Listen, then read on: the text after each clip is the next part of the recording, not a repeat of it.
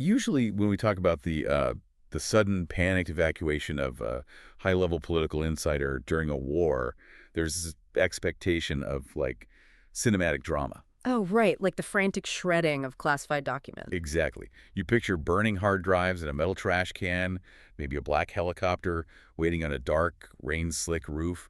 It's supposed to feel very serious, very sterile, very, Jason Bourne. Yeah, the quintessential intelligence scrub, just a clean break from a collapsing situation. Right, but that is the Hollywood version. Because when you step into the actual reality of modern geopolitical corruption, suddenly you aren't looking at a burned hard drive. No, you're really not. You are looking at a luxury high-rise apartment in the middle of a besieged European capital, an apartment that was abandoned just hours before a raid by anti-corruption authorities. Mm-hmm. And sitting there, left behind amid literal stacks of loose cash, is a solid golden toilet. I mean, it is the absolute definition of a reality that outpaces satire. It's grotesque, it's completely absurd, and yet it's a perfectly accurate diagnostic symbol of the muddy, chaotic waters we are swimming in today. Totally. You really could not design a better metaphor for the intersection of wartime suffering and just unchecked elite impunity. Which is exactly why today's deep dive is taking you, the listener, on a mission to untangle a web that is so complex, so layered, and honestly so surreal, it feels like a geopolitical fever dream. It really does. We have a massive stack of sources on the desk today covering the ongoing Ukraine-Russia conflict. But we're looking way beyond the trenches and the front lines. Yeah, we're zooming out. Right, we are examining the internal political turmoil, the staggering allegations of wartime profiteering, the back-channel secret negotiations that mysteriously stalled out, and the mind-bending way this single European conflict ripples out into a broader global proxy war. Stretching all the way to the fragile desalination plants of the Middle East, actually. Yeah, which we will get to, and it's wild. But before we get into who actually owned that golden toilet and why they fled, we need to be radically transparent with you about what we are doing here. Absolutely. The intelligence and the sources we are synthesizing today are, well, they're incredibly charged. Highly charged. You are going to hear fierce critiques of Western foreign policy. You're going to hear blistering attacks on Russian aggression. And you're going to hear some really wild, documented exposés of internal Ukrainian corruption. And I want to stress that directly to you, the listener. We are not taking a side today. Right, no sides. We are not endorsing any of these viewpoints, policies, or the sweeping allegations presented in these materials. Our only job on this deep dive is to act as your impartial guides. We're just looking at the data. Exactly.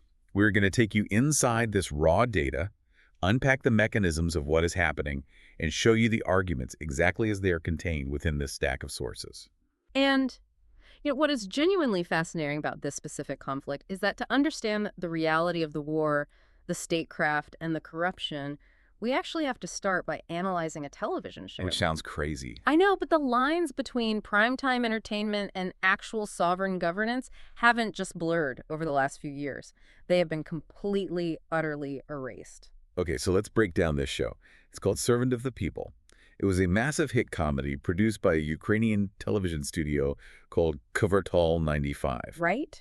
And the premise is brilliant in its simplicity. Mm-hmm. You have a humble, slightly nerdy high school history teacher named Vasyl Holoborodko, played by a popular comedian named Volodymyr Zelensky, who gets caught on a smartphone video by one of his students going on this spectacular foul-mouthed rant. Just completely losing it. Yeah, he is screaming about why all the honest people in the country are treated like fools and the clever ones are just outright thieves. He's looking around asking, what kind of people are we that we keep voting for these lying politicians knowing full well that they are crooks? And it taps into the ultimate populist fantasy, right? The fictional video goes viral, the citizens crowdfund his political campaign, and this totally inexperienced, morally upright outsider accidentally becomes the president of Ukraine. Which makes for great TV. Exactly. Yeah. The television show ran for seasons, detailing this fictional president's noble struggle against entrenched oligarchs and corrupt officials. It even features a storyline where he appoints his old schoolmates and trusted friends as his cabinet ministers. Because he realizes they are the only people in the entire country he can actually trust not to steal. Exactly. It's the ultimate political fairy tale. Mm-hmm. But then, in 2019, life didn't just imitate art. It swallowed it whole. Yeah, the comedian who played the president ran for the actual real-world presidency of Ukraine. He's the exact same name as the TV show Servant of the People for his actual political party. Uh-huh. His billboard slogan was literally, I'm not kidding, Right. and he won in an absolute landslide, taking over 70% of the vote. And you have to consider the sheer scale of what happened next, because this is where the sources get alarming. Covertal 95, which is a television and live concert production company, essentially became the government of a major European state. Like, they literally took over. Yeah, we're not talking about one or two advisors. The sources detail how over 30 members of this specific TV studio's team took top-tier, sensitive security and administrative posts. They moved into the presidential administration, they took over the Security Service of Ukraine, the Ministry of Internal Affairs, the National Security and Defense Council, even the Department of Strategic Intelligence at the Ministry of Defense. I kept reading that list in the sources and trying to comprehend the mechanics of it. And it wasn't just the top executives or the writers, right? No, not at all. The intelligence notes that at least 50 more peripheral associates from the production company were drafted in as members of parliament. Which is insane to me. Yeah. We are talking about the studio's wardrobe stylists, the promotional photographers. Restaurateurs who catered for them. Right. Marketing managers, comic actors, and PR staff from the live music arm of the company. It's like the cast, crew, and craft services team of a hit TV medical drama suddenly being handed the keys to a real, struggling, massively underfunded hospital. That is a really good way to put it. Because the intentions might be pure. They might really genuinely care about the patients in the waiting room. But the systemic infection in the hospital is already bone deep, and the guy you just appointed as chief of surgery has never actually held a scalpel in his life. And that analogy hits the core mechanism of the failure perfectly. The initial promises made by this administration were exactly what a television audience would want to hear in a season finale. Like, we are going to end corruption forever. Exactly. We will weaken our reliance on Russia, ensure NATO and EU membership, and drastically reduce the bloated, suffocating government bureaucracy. When the camera stops rolling, you hit the brick wall of institutional reality. You do.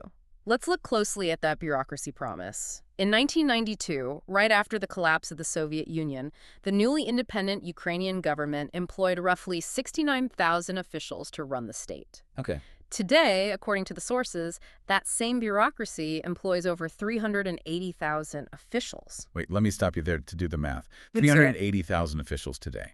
But the population of Ukraine has dropped by almost 5 million people since 1992. Right. How do you physically balloon a government payroll by over 300,000 jobs while the actual population you're governing shrinks by millions? Like, what are these people even doing? They are maintaining the machine. In a post-Soviet administrative state, jobs are traded for loyalty, for favors, for local control. I see. You create redundant agencies, massive regulatory hurdles, and thousands of middle management inspector roles. It is the nature of entrenched institutional rot. You cannot just write a script to fire them. Right. And the pure inexperience of the new entertainment-based administration showed its cracks immediately.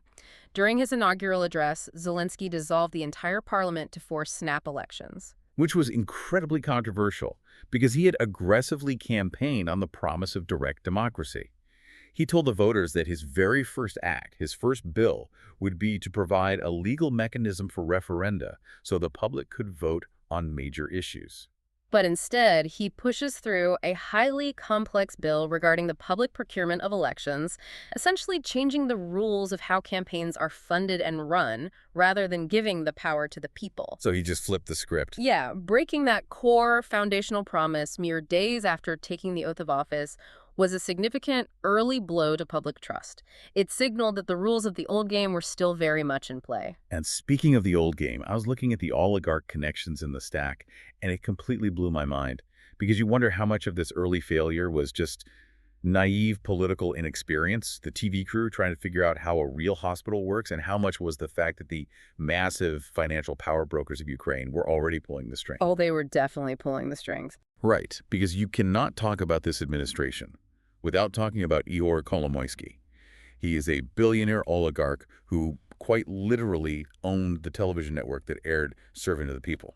The symbiotic relationship there is vital to understand. Under the previous administration, Kolomoisky was living in self-imposed exile in Cyprus due to numerous legal and financial pressures. But the moment this new presidency was secured, He returned to Ukraine. He was the invisible architect. and his financial footprint is staggering. The sources dig deep into the private bank scandal. Private Bank was the largest commercial bank in Ukraine, handling the deposits of millions of everyday citizens. Right. Kolomoisky and his partners essentially used this massive institution as a personal piggy bank.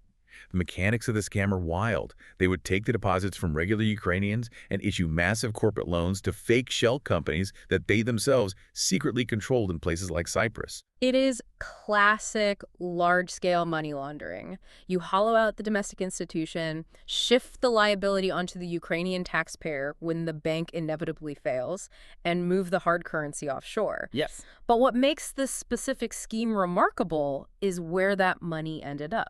It didn't just sit in a Swiss vault. They moved it into the United States through an LLC in Delaware called Optima Management. And what did they do with billions of stolen Ukrainian dollars? They bought real estate in the American Midwest. Specifically, this group of Ukrainian oligarchs secretly became the largest commercial real estate owners in downtown Cleveland, Ohio. Which is just bizarre. Right. They bought the massive One Cleveland Center. They bought 55 Public Square. For years, nobody in Cleveland, not the mayor, not the local businesses, had any idea that their downtown skyline was essentially owned by a cabal of Eastern European oligarchs laundering money. They just bought it and forgot about it. Yeah, they left the buildings to rot, laying off maintenance staff and letting safety hazards pile up, until the FBI finally raided their offices in 2020. It perfectly highlights the absolute opacity and impunity these figures operate with. Government officials and their oligarch backers in Ukraine are notorious for inflating state contracts, forming illegal public-private partnerships, and using these incredibly complex multinational schemes to wash the money. Domestically, they're untouchable. Exactly. Many possess layers of political immunity. If a local prosecutor actually gets close to them, they do not stand trial. They simply board a private jet and flee to Monaco or Cyprus or London. So we have the baseline established. You have a government staffed largely by inexperienced entertainment professionals. They're running a system completely infested with oligarchic corruption, dealing with a bloated 380,000-person bureaucracy that resists all change. Right. What happens to the psychology of a nation when that specific governmental structure is violently plunged into a brutal existential war with a superpower neighbor? What you witness is a phenomenon the sources describe as the Messiah to Pariah cycle. It is a psychological whiplash, very common in immature, highly dynamic democracies where the entire political ecosystem revolves around the cult of an individual rather than the bedrock of solid, boring institutions. Right, because people have this recency bias. They assume the wartime president has always been universally beloved, a global icon of resistance. But the sources note his domestic popularity was actually sitting at a dismal 31% in December 2021, just 2 months before the Russian tanks rolled across the border. He was deeply unpopular at home. Yeah. But the invasion changed the calculus overnight. When the assault began, the famous selfie videos in the green T-shirt on the dark streets of Kyiv, the explicit refusal to take the American offer to evacuate that immediate, visceral bravery shot his approval rating up to 91%. Oh. The rally around the flag effect was absolute. He became the global everyman standing up to Goliath. But wars of attrition are long, grinding, and deeply corrosive. Oh, absolutely. As the conflict stretched from weeks into months and then years, the reality of that pre-existing internal corruption began to violently reassert itself. He transitioned in the eyes of many from the pure outsider fighting the establishment to being the face of a deeply flawed establishment. And the establishment notoriously disguises threats to its monopoly on power. The sources detail the fate of Valery Zaluzny, the former head of Ukraine's military. Right, the Iron General. Exactly. He was the actual military architect of the early defense, and he became incredibly popular, a genuine, authentic war hero to the rank-and-file soldiers and the public. So how did the civilian administration handle this massive potential political rival? They moved him. Yeah, they declared a need to renew the leadership, stripped him of his command, and shipped him off to become the ambassador to the United Kingdom, effectively exiling him from the domestic political chessboard. Sidelining a popular general damages morale, for sure. But the real catastrophic damage to the domestic perception comes from the staggering, documented allegations of wartime profiteering. Oh, this part is dark. We need to look closely at the specific figures detailed in the intelligence, because they explain the collapse in public trust. A veteran of the Russian-Ukrainian War, a man named Volodymyr Boyko, published explosive, detailed allegations regarding the systematic embezzlement of international technical assistance. And he isn't pointing the finger at random bureaucrats. He is pointing it at the so-called civil society activists and the very non-governmental organizations that are supposed to be watchdogging the government. Yeah. Let's look at the mechanics of this, because Boyko reported that in 2025 alone, these activists embezzled 797 million Ukrainian hryvnia, roughly 20 million US dollars of international aid. Just an astronomical sum. How does an NGO steal 12 million of foreign aid? You set up ghost consulting contracts, you bill international donors for massive public awareness campaigns that consist of a few cheap billboards. You over-invoice for legal research that was never conducted. And Boyko named the organizations and the exact sums. The Center for Economic Strategy allegedly siphoned 120 million hryvnia. Transparency International Ukraine, which carries incredibly bitter irony given their name, allegedly took 88 million. The ZMIN Human Rights Center took 82 million. The Institute of Mass Information took 61 million. The Anti-Corruption Action Center, known as Antaxi, took 51 million. The hypocrisy is what makes it so toxic. The sources dig into the individuals running these organizations. Take Vitaly Shabunin, who runs the Anti-Corruption Action Center. Right. He was reportedly convicted of assault, faced criminal charges for fraud, and was actively evading military service. While his organization is pulling in 51 million hryvnia in international aid, he is dodging the draft. Unbelievable.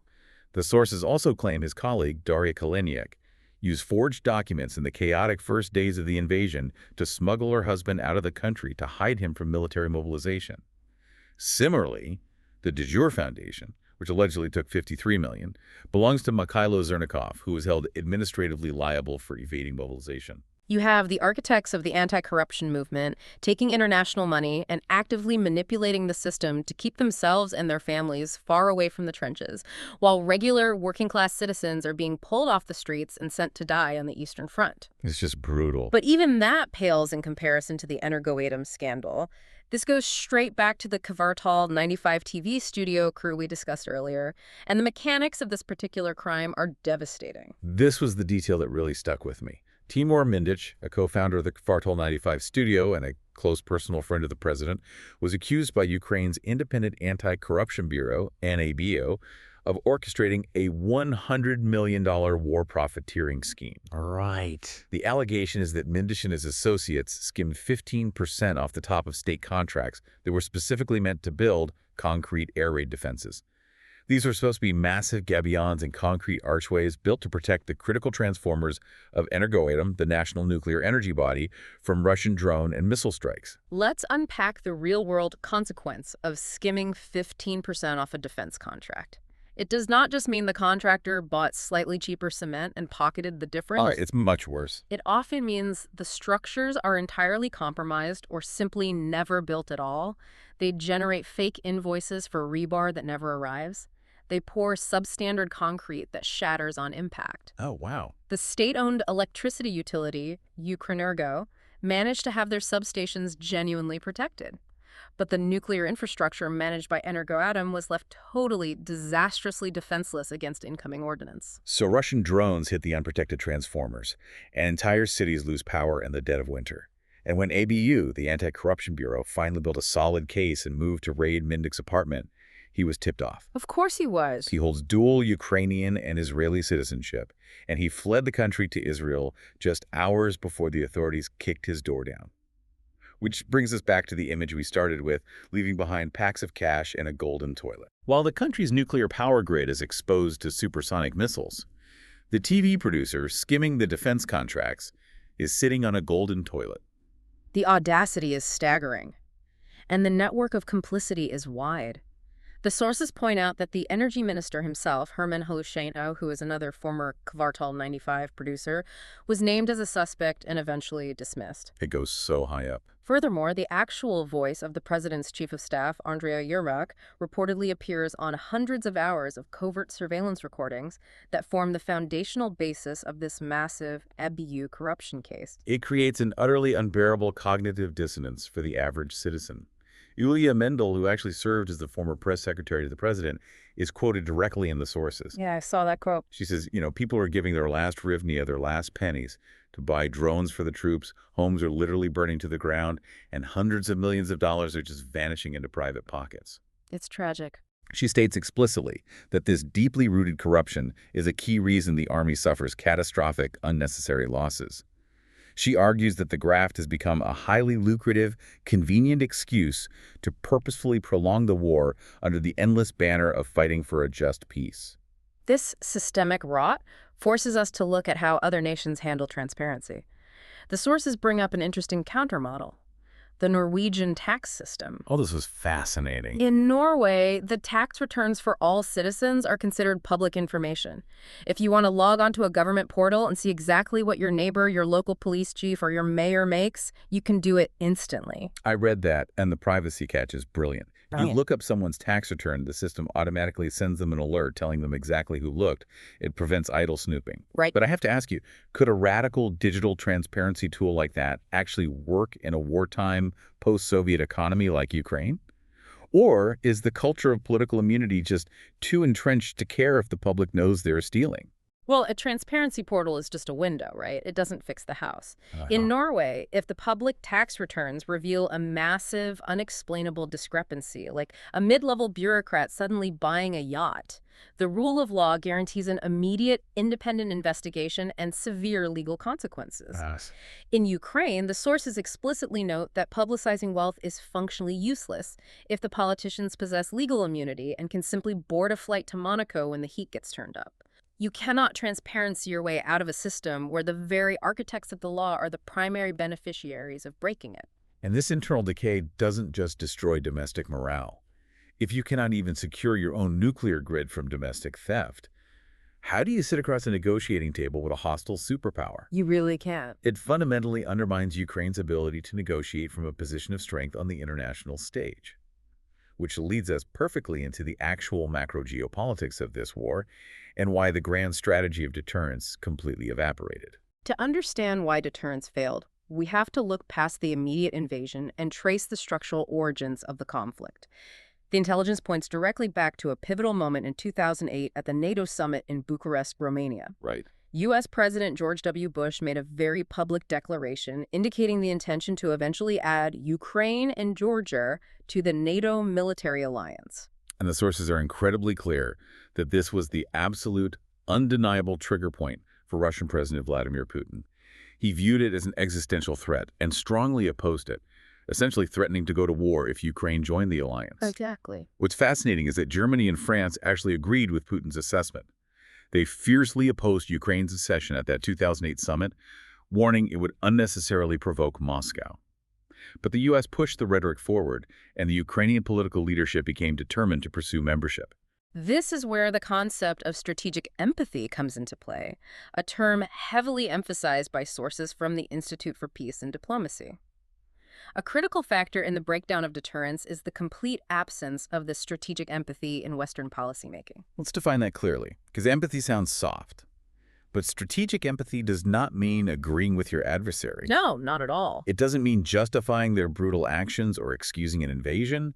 It means possessing the cold, clinical ability to step into an adversary's shoes and understand their distinctive geopolitical situation, their historical paranoia, and most importantly, their absolute red lines. Precisely. If you look at a map from Moscow's perspective, the northern European plain is a massive, flat funnel leading straight to the Russian heartland. They have been invaded through that funnel by Napoleon, by the Kaiser, by Hitler. Yeah. Their entire grand strategy for centuries has been maintaining a geographic buffer zone. No great power is going to peacefully accept a rival, heavily armed military alliance inching right up to its most vulnerable border. The sources ask us to imagine a counterfactual, a historical what-if scenario from the early 1990s or early 2000s. Right. What if the West had permanently, officially closed the door to NATO expansion into Ukraine? NATO is fundamentally a U.S.-led military alliance born out of the Cold War. What if they said no to NATO, but instead offered Ukraine a clear, heavily supported, expedited pathway into the European Union? The EU is an indigenous European project focused on economic integration, trade, and political cooperation. Right, a completely different focus. The argument the sources make is that this could have realized Eastern Europe's deep desire to join the prosperous democratic West without triggering Moscow's deep-seated historical dread regarding military encirclement. It is a compelling alternative history, but mistakes in geopolitics are rarely rectified. They are usually just compounded. The current situation sees Ukraine desperately pushing for expedited, fast-track EU accession as a lifeline. But the EU is strongly resisting. Why? Because unlike NATO, which is essentially a political military pact, the EU has incredibly strict, legally binding accession criteria known as the Copenhagen criteria. You have to align your entire national legal framework with the EU's regulations. The sources note that the EU officially assessed Ukraine's readiness in 2020 and found them nowhere near ready. The EU cited a severely inadequate rule of law, insufficient protections for minority rights, and rampant systemic corruption. They specifically highlighted the Pandora Papers revelations. The Pandora Papers were a massive leak of offshore financial records. They directly linked the president of Ukraine himself, along with his inner circle from Kvartal 95, to a complex web of offshore companies in the British Virgin Islands, Cyprus, and Belize, Wow. which were used to buy expensive property in London and shield assets from Ukrainian tax authorities. The EU essentially said, we cannot integrate a nation into our open border economic zone when your leadership is hiding money in the Caribbean. So Ukraine is caught in this brutal vice. They can't get into the military alliance that would protect them, and they are too corrupt to get into the economic alliance that would save them. Yes. And while they wait in the lobby, the actual military situation on the ground has escalated into terrifying territory. The sources highlight this concept of gray zone conflicts. A gray zone conflict operates in the murky space between peace and open declared warfare. We are talking about weaponized propaganda, devastating economic sanctions, covert proxy funding, and massive cyber attacks that cripple infrastructure without dropping a bomb. Right. The initial plan from the U.S. perspective was to utilize Ukraine to drain Russia's military and economic resources through these gray zone tactics and a heavily funded proxy war without shedding American blood or triggering NATO's Article 5 Mutual Defense Clause. But weaponizing the gray zone is like playing with matches in a gas station. It almost always risks unintended physical military escalation. And we are seeing that escalation play out in real time. We really are. U.S. President Joe Biden recently authorized Ukraine to strike deep into Russian sovereign territory using advanced, American-made, long-range missile systems. This is a massive, highly visible step up the escalation ladder. You are no longer just defending Ukrainian soil, you are using American satellite targeting to bomb bases inside Russia. And Putin's response to that authorization was not just rhetorical bluster. He physically deployed advanced missile systems and tactical nuclear weapons across the border into Belarus, positioning them right against NATO's eastern flank. Which is terrifying. We are witnessing highly uncoordinated brinkmanship in a multipolar world. The U.S. can no longer simply dictate terms unilaterally and expect the rest of the world to comply. You know, people always compare this to a high-stakes poker game, but I think that's the wrong analogy. In poker, everyone agrees on the rules. Right. This isn't a game of poker, it's a game of chicken, where one driver has violently ripped the steering wheel out of his car and thrown it out the window. If Putin successfully convinces the West that he cannot back down because the very survival of his regime and perhaps his life is at stake, then traditional deterrence completely evaporates. If the entire U.S. strategy relies on deterrence convincing the other guy the cost is too high, how does deterrence actually work against a hypersonic missile that travels at Mach 10, or against a leader who feels genuine existential dread about the collapse of his nation? The terrifying truth is that it doesn't. Traditional deterrence models fail catastrophically when one side believes that acting now, despite the horrific costs, outweighs the fatal risks of long-term inaction. Which brings us to the reality of the secret back-channel negotiations. Right. Because while the public posturing is all about total victory, the sources reveal a desperate flurry of diplomatic activity happening in the shadows while the missiles were flying. Let's talk about the night of the 690 missiles, because the human terror of this is hard to fathom. The sources describe a severe, overwhelming attack on the Ukrainian capital where Russia fired 690 missiles, many of them advanced, unstoppable supersonics in a single, sustained night of bombardment. Just a devastating night. The sheer scale of the destruction prompted Zelensky to bypass all the standard diplomatic protocols. He delivered a formal, direct address to Putin, offering a face-to-face, unmediated meeting in any neutral country of Putin's choice. His single condition was that the missile attacks on civilian infrastructure stop immediately. And the Russian response was chilling in its bureaucratic indifference. Putin didn't even respond directly. His press spokesperson, Dmitry Peskov, essentially issued a statement saying the message would be presented to the president when he was available, completely dismissing the horrific urgency of the situation. The isolation Ukraine felt in that moment must have been absolute. The intelligence notes that Zelensky then frantically reached out to Donald Trump, requesting emergency shipments of Patriot missile defense batteries to counter the immediate attacks, but Trump refused the request. Right. Zelensky then appealed directly to the European Union, begging for a no-fly zone or direct intervention, but the EU leadership balked. They were completely unwilling to engage in a direct military confrontation with Russia without full U.S. military backing. Terrified of Putin's nuclear retaliation, Ukraine was entirely, utterly alone. And it was in that moment of profound isolation that the sources reveal Zelensky was quietly, desperately offering massive concessions through back channels. We are talking about 3 specific, fundamental concessions to end the war, which completely contradict the public narrative of total victory. Right. Concession number 1, pausing all demands for the return of the occupied territories. Ukraine wouldn't formally recognize them as Russian territory, but they would agree to stop fighting for them, leaving them in a frozen, occupied status indefinitely. Right. Concession number 2, halting all military advances and cross-border raids into sovereign Russian territory. And concession number 3, which is the massive one, abandoning the pursuit of NATO membership entirely, officially adopting a stance of permanent armed neutrality. Offering to give up NATO membership was the core demand Putin had made for over a decade. And this leads to one of the most bizarre, tragic, and historically contested turning points detailed in the intelligence. It is a story Putin himself recounted publicly at the St. Petersburg Economic Forum, attempting to shape the historical narrative. He explained that a Russian businessman, a personal friend of his, with absolutely no formal connection to politics, the diplomatic corps, or the military, was approached by Ukrainian intelligence to act as a deniable secret messenger. This businessman traveled to Ukraine on May 21st to broker a ceasefire based on those 3 concessions. The timeline here is critical.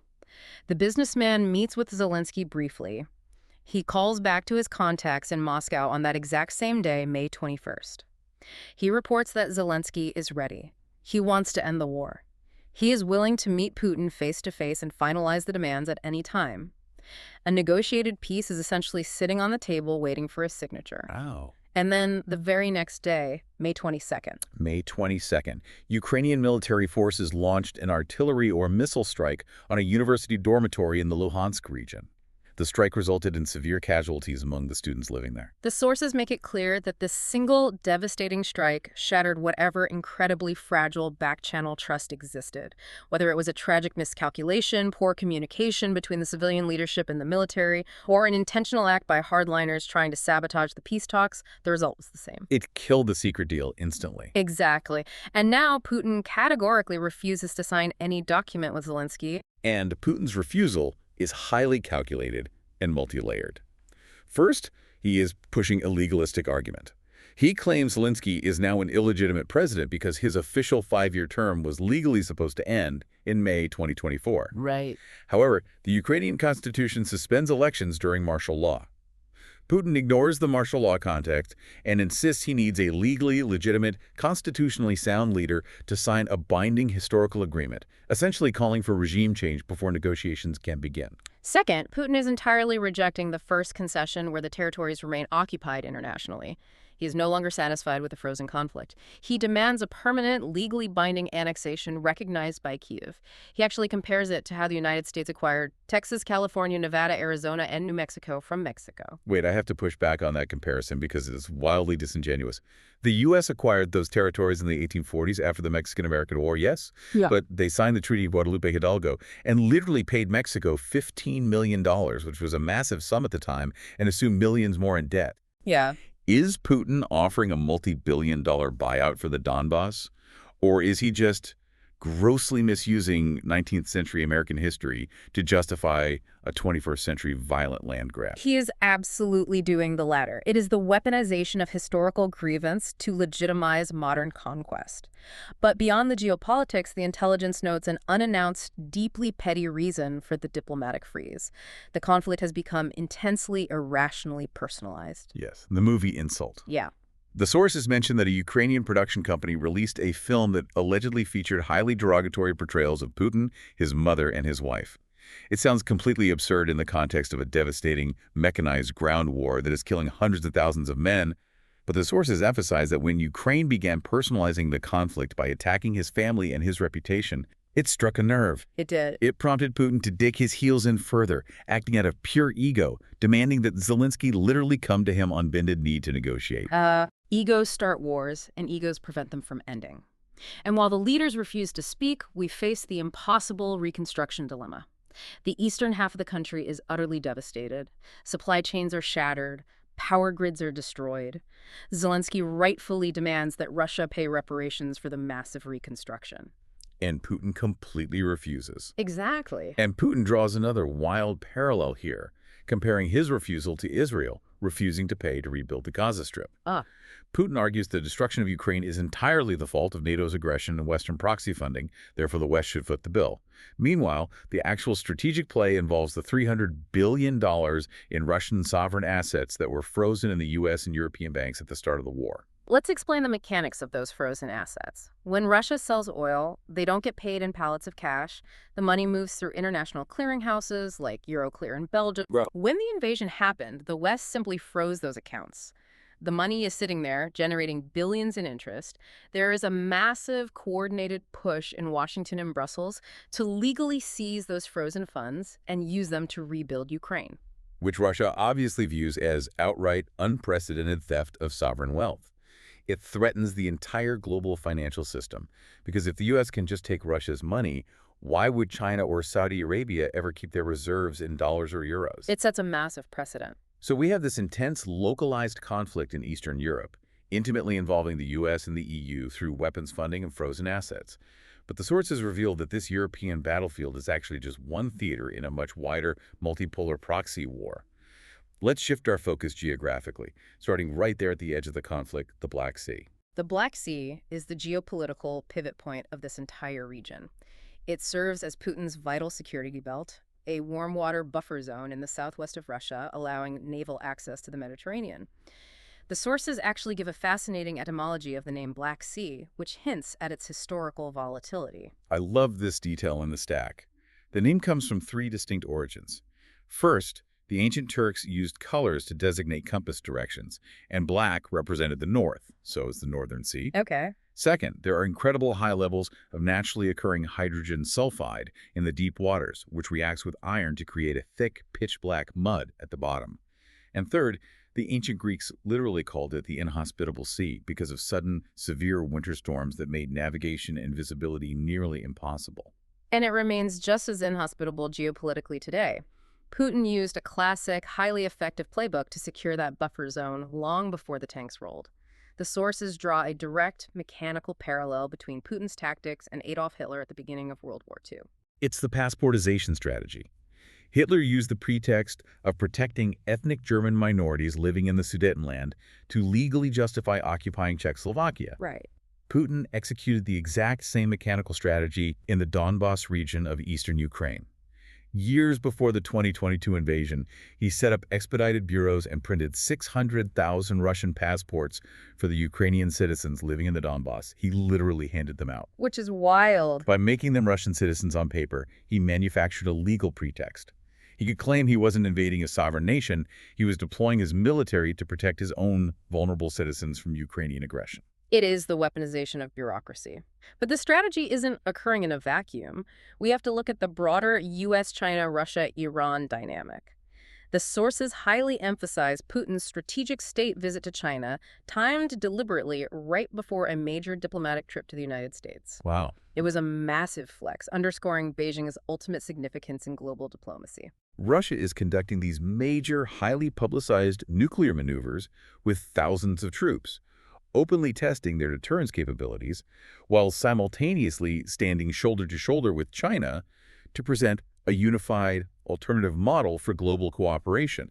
They are telling the global South, you don't have to listen to Washington anymore. Exactly. And this is where the deep dive takes a turn that is, honestly, the most terrifying part of the intelligence stack. Because while the U.S. is entirely bogged down managing the escalation of the Ukraine proxy war, the sources detail an astonishing parallel proxy war happening simultaneously with Iran in the Middle East. And it nearly went nuclear, conventionally speaking. The intelligence outlines a nightmare scenario. The U.S. and Israel had already assassinated most of Iran's top military and intelligence leaders in a series of targeted initial strikes, including the head of the Revolutionary Guard's intelligence agency in Damascus. Right. This massive escalation put the entire region on a knife's edge. And then, on April 7th, the Chinese president directly intervened.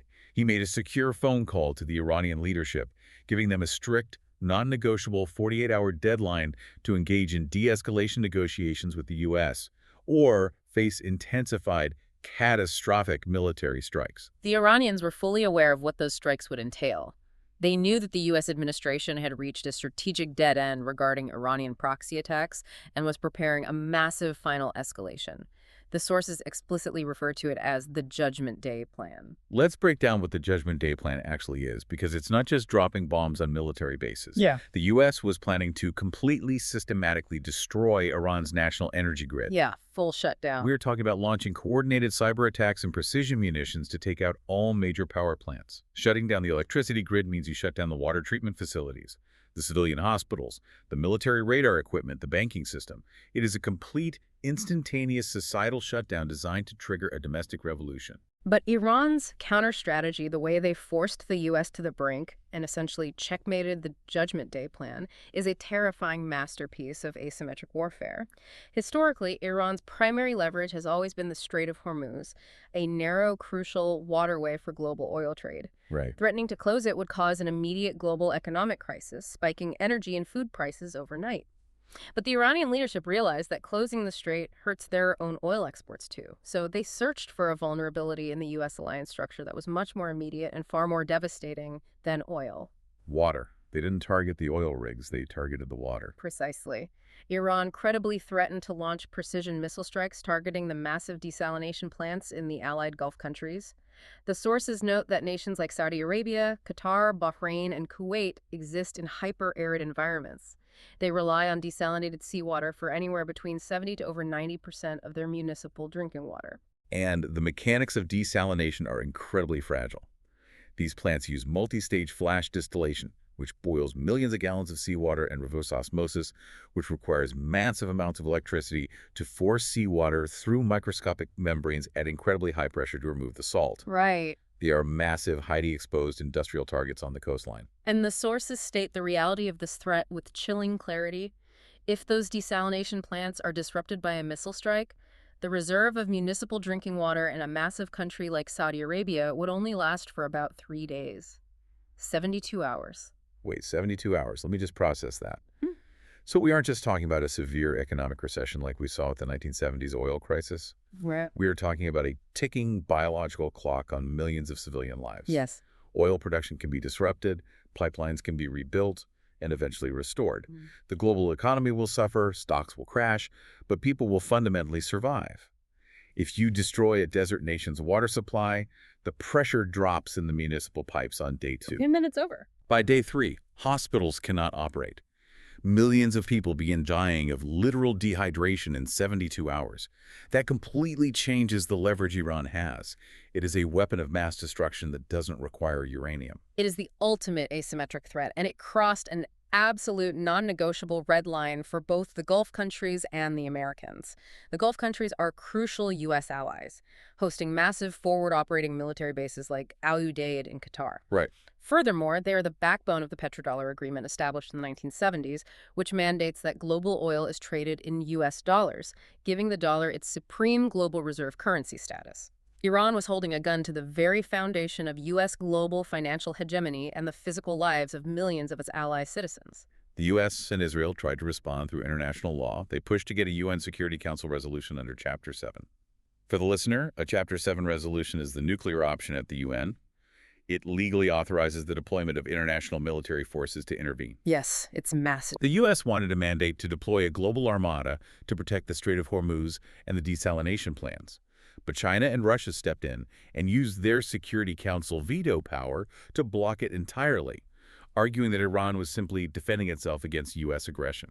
So the U.S. was completely stuck. They couldn't get a legal UN mandate to build a coalition, and their traditional European allies quietly refused to join the fight, essentially telling Washington This is America's war. We are not risking our energy security for it. This forced the U.S. to back down from the Judgment Day plan and return to the secret negotiating table, using Pakistan as a back-channel mediator. And Iran's conditions for negotiation were deeply strategic and highly insulting to Washington. Oh, absolutely insulting. They didn't just ask for the standard lifting of economic sanctions and the release of their $145 billion in frozen assets. They proposed opening the Strait of Hormuz, but under a brand new protocol where they would share administration and transit revenues equally with Oman. The diplomatic brilliance of that move cannot be overstated. Oman is a steadfast American ally in the region. Iran essentially looked at the U.S. and said, we won't control the strait alone like a rogue state. We'll bring your good friend Oman in as an equal partner to manage it. Wow. It completely humiliated the U.S. ambition to control the strait unilaterally, making Washington look like the unreasonable aggressor. Oh, and the sources reveal a wild detail here about those transit revenues. Yeah. The fees Iran was allegedly collecting from international shipping vessels in the strait. It wasn't for administrative dredging or lighthouse maintenance. It was straight-up mafia protection money. Right. Ships were paying cash fees in exchange for a guarantee of safe passage from Iranian fast attack boats. It is pure, unadulterated realpolitik. The U.S. backed into a corner, countered with its own list of impossible demands, completely dismantling Iran's nuclear program, handing over all 20-year-old stockpiles of enriched uranium, allowing unrestricted IAEA inspections of military sites, and immediately stopping all financial and military support for Shia militias in Lebanon, Yemen, and Iraq. Which they knew wouldn't happen. It is a classic negotiation tactic. You present 15 impossible regime-ending demands, hoping to eventually secure the 5 crucial ones you actually care about. But I want to go back to what you said earlier about strategic empathy and connecting the bigger picture. If Ukraine is the geopolitical shield for Europe, preventing Russian military expansion into the continent is the Strait of Hormuz, the economic jugular for the entire globe. I think so, yes. Because looking at these sources, it feels like we are not looking at isolated regional conflicts. We are looking at a highly coordinated, intentional strategy by a multipolar anti-Western bloc, Russia, China, Iran, to overwhelm the U.S. with simultaneous existential crises.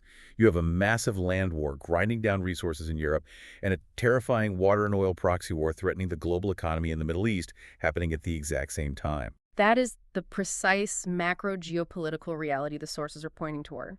The Chinese intervention to save Iran, the coordinated Russian vetoes at the UN to protect Iranian leverage, the shared drone technology between Tehran and Moscow. It is a deeply interconnected web designed to stretch American hegemony to its breaking point. It's all connected. But the sources present one final, deeply startling hypothesis regarding the Middle Eastern theater. They suggest that analyzing this purely through the secular lens of petrodollars, oil transit, or even water desalination entirely misses the fundamental underlying psychological driver of the conflict. Right, the religious war hypothesis. Right. This was a heavy, incredibly dense part of the intelligence stack. The sources cite regional analysts who argue that for the core leadership in Tehran, this is not merely a war of geopolitical influence or economics. It is a deeply, fundamentally religious war. Yeah. The hypothesis is that the escalating chaos in the Middle East is viewed by certain powerful factions as the necessary, prophesied preparation for the emergence of a messianic figure. Specifically, that elements within Iran and their proxy networks in Iraq are actively preparing the geopolitical stage for the great exit of the Mahdi, their awaited savior. And the sources contrast this with warnings from traditional Islamic prophecy. They cite hadiths from the Prophet Muhammad warning that great trials and evil will come from the direction of the east, specifically pointing toward Persia, where the horn of Satan will appear. Yes. The texts speak of the greatest temptation, the Dajjal, which is essentially an antichrist deceiver figure in Islamic eschatology who will emerge from the region of Khorasan or Persia to spread chaos before the end of days. The chilling argument the analysts make is that the engineers of the universe, these state actors, are intentionally spreading chaos. They are deliberately destroying nations like Syria, funding insurgencies in Yemen, and pushing for an apocalyptic war in the Strait of Hormuz because total, catastrophic global chaos is a prerequisite theological condition for the arrival of this anticipated messianic figure. And this is where strategic empathy becomes terrifying. Whether you, as a Western analyst, believe in the theological reality of the Dajjal or the Mahdi is completely irrelevant. Exactly. The critical takeaway is understanding the internal motivations of the actors involved. If an adversary's supreme leader genuinely operates from a framework of eschatological prophecy, if they believe they are literally duty-bound to fight an apocalyptic war to bring about a messianic age, then traditional Western deterrence models based on economic sanctions, frozen assets, or even the threat of conventional military destruction are entirely fundamentally useless. Wow. You cannot deter a true believer who welcomes the apocalypse as a divine victory. It shatters the entire framework of rational state actor theory. So, we have traveled an unimaginable distance today. We started with the television comedian's idealistic, viral rant and his improbable rise to power. We walked through the incredibly depressing reality of post-Soviet bureaucracy, wartime embezzlement, and golden toilets left in abandoned luxury apartments. Yeah, that was interesting. We explored the failure of international deterrence, the secret, shattered back-channel meetings on May 21st, all the way to the terrifying precipice of 72-hour water warfare and apocalyptic religious proxy wars in the Middle East. It is a massive, overwhelming amount of information to process. It requires a synthesis of incredibly diverse, seemingly contradictory information. But what we clearly see is that the deeply local is intimately tied to the global. The localized corruption within a single state's nuclear energy sector weakens its military defense, which emboldens a neighboring paranoid superpower to escalate a border war. Which draws in global military alliances and massive financial sanctions. Exactly, which ultimately triggers interconnected proxy conflicts over water and oil halfway across the world in the Persian Gulf. I want to remind you, the listener, of just how deeply interconnected this all is. A golden toilet bought with skimmed defense funds in a Kyiv apartment, a misfired artillery shell striking a university dorm in Luhansk, and a highly fragile reverse osmosis desalination plant, providing drinking water to millions in Saudi Arabia. They are all dominoes, standing on the exact same precarious table. Yep. When one falls, they all rattle. And amidst all of these high-level games of multipolar geopolitical chess, the human cost is the variable that the power brokers, the oligarchs, and the grand strategists almost always ignore. Which brings me to the final lingering thought I want to leave you with today. We talked earlier about the millions of people who fled this conflict. There are currently over 7 million Ukrainian refugees living across Europe. Right. For years, European countries opened their doors, providing residence permits, financial assistance, and access to the job market for families fleeing the bombs. But the sources reveal a grim, highly controversial new development.